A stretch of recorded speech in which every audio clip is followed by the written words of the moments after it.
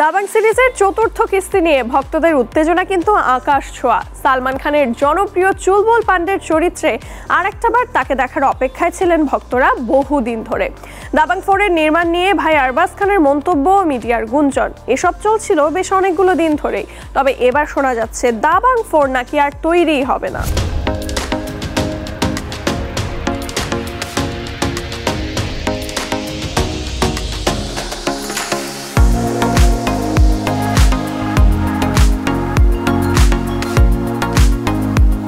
শোনা যাচ্ছে রোহিতের কপ ইউনিভার্সের আগামী ছবি তৈরি হতে চলেছে সালমান খান এবং অজয় দেবগনকে নিয়ে।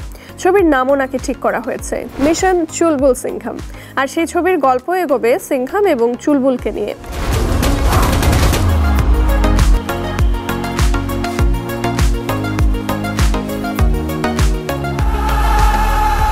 যেহেতু চুলবুল পান্ডে রোহিত শেট্টির কপ ইউনিভার্সে যুক্ত হচ্ছেন, তাই সেই চরিত্রটিও এগোবে সেখানকার গল্পের সূত্র ধরেই। ফলে আলাদা করে এমন কিছু করা চুলবুলের পক্ষে এখন আর সম্ভব না, যার সাথে কপ ইউনিভার্সের আবহের মিল নেই। আর সেজন্যই দাবাং 4 আর তৈরি হবে না। অবশ্য এ নিয়ে এখন পর্যন্ত সালমান অথবা আরবাজ খানের তরফে কোনো আনুষ্ঠানিক বিবৃতি আসেনি। তবে মিশন চুলবুল সিংঘমও যে অ্যাকশনের দিক থেকে কপ ইউনিভার্সের বাকি ছবিদের ছাপিয়ে যাবে, সে কথাও জোর গলায় বলাই যায়।